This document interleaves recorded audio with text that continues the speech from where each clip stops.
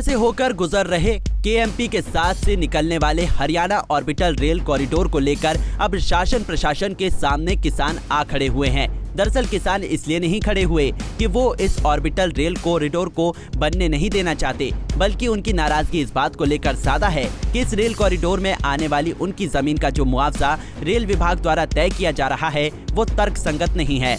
इसी मामले को लेकर आज जिले के 18 गांव के किसान उपायुक्त से मिलने पहुंचे और उन्हें लिखित में मुआवजा बढ़ाए जाने को लेकर एक पत्र सौंपा है। डीसी साहब ने चारों एसडीएम के साइन से एक पत्र जारी कर रखा था, जिसमें लिखा हुआ है कि जो भी एक्सप्रेस हाईवे, नेशनल हाईवे, उनके दोनों तरफ 2 एकड़ तक कोई भी ज़मीन की सेल परचेज होती है तो उसको कलेक्ट्रेट का 200% के हिसाब से ही स्टाम्प ड्यूटी लगेगी और उसके हिसाब से ही हमारा मुआवजा तय होना चाहिए।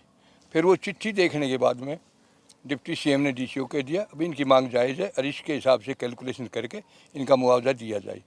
हम वहाँ से आगे, उसके बाद में 15 दिन बाद में हम फिर यहाँ डीसी साहब से मिले, फिर वो दोबारा चिट्ठी दी। अब एसडीएम साहब ने 11/11/2022 को एक चिट्ठी बना दी जीएम रेल कॉरिडोर को, और उसने 100% पे ही, सिर्फ 200% ना काउंट करके 100% पे ही वो चिट्ठी जारी कर दी और वो पैसा वहाँ से उसकी डिमांड कर दी कि किसानों को ये देना है। हमने वो चिट्ठी मिल गई, वो हम फिर कल एसडीएम साहब से मिले थे कि भी हमारे साथ ये नाइंसाफ़ी क्यों की, तो उन्होंने ये तक भी नहीं पता कि क्या ये चिट्ठी मेरे ही ऑफिस से इशू हो रही है। डीलिंग हैंड को बुलवाया कि भी हमने कोई ऐसी चिट्ठी इशू करी, बोला हाँ जी भेज रखी है। तो हमारे साथ बिल्कुल चोरी छुपे इतना बड़ा साजिश के तहत ये काम किया जा रहा है।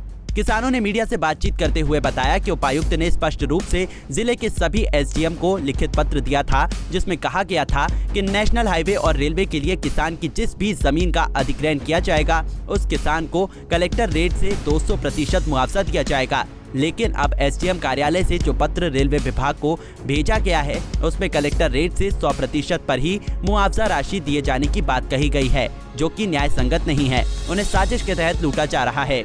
लेकिन हर गांव के कलेक्ट्रेट पे जिस तरह से 200% तो 2 एकड़ तक है, ये 1 एकड़ के अंदर उसमें जारी है रेल कॉरिडोर में, तो 200 तो वो फिर 16 अमाउंट उसका डबल, तो 4 गुना होना चाहिए। ये हमारा उन्होंने नहीं किया। एक गांव में 2 रेट भी दे रखे हैं, जैसे बादल। फिर जिस तरह बादली को नंबर 1 नंबर 2 दिखा दिया, कलेक्ट्रेट सेम, बुपनिया को ऐसे कर दिया, और फिर उसका कैलकुलेशन में डिफरेंस आ रहा है। तो वो कॉपी भी लगा दी हमने एसडीएम साहब वाली भी, फिर डीसी साहब का हम पेश हो, भी हमारे साथ ये नाइंसाफ़ी कर रखी है, इसका वही 200% के हिसाब से हमारा मुआवजा दिया जाए, वरना हम किसी भी तरह से इस पर रजामंद नहीं। फिर एक वो और बड़ी साजिश कर रखी है कि उन्होंने चिट्ठी में डेट भी मेंशन कर दी, 4 गांव की अलग अलग तारीख दे दी डेट ऑफ अवार्ड की, जबकि एक नोटिफिकेशन पे एक डेट ऑफ अवार्ड होता है। तो जब इनका एक अवार्ड हुआ था 18 गांव का, बादगढ़ और बादली तहसील के 18 गांव का, फिर उसमें 2-2 एक के गांव के अलग अलग डेट ऑफ अवार्ड क्यों और कैसे? तो इस तरह से हमारे साथ नाइंसाफ़ी। अब किसानों का कहना है कि उनकी मांग पूरी नहीं हुई तो वे अपनी जमीन नहीं देंगे। साथ ही किसानों ने सरकार पर रिलायंस के साथ मिलीभगत का भी आरोप लगाया है। उन्होंने कहा है कि रिलायंस के इशारे पर ही उनके साथ ऐसा बर्ताव किया जा रहा है। झज्जर से दिनेश मेहरा, पंजाब केसरी टीवी। हमसे जुड़े रहने के लिए हमारे YouTube चैनल को सब्सक्राइब करें और नई वीडियो की नोटिफिकेशन के लिए बेल आइकॉन को दबाएं। अगर आप ये वीडियो Facebook पर देख रहे हैं तो लाइक जरूर करें और ज्यादा से ज्यादा शेयर करें। धन्यवाद।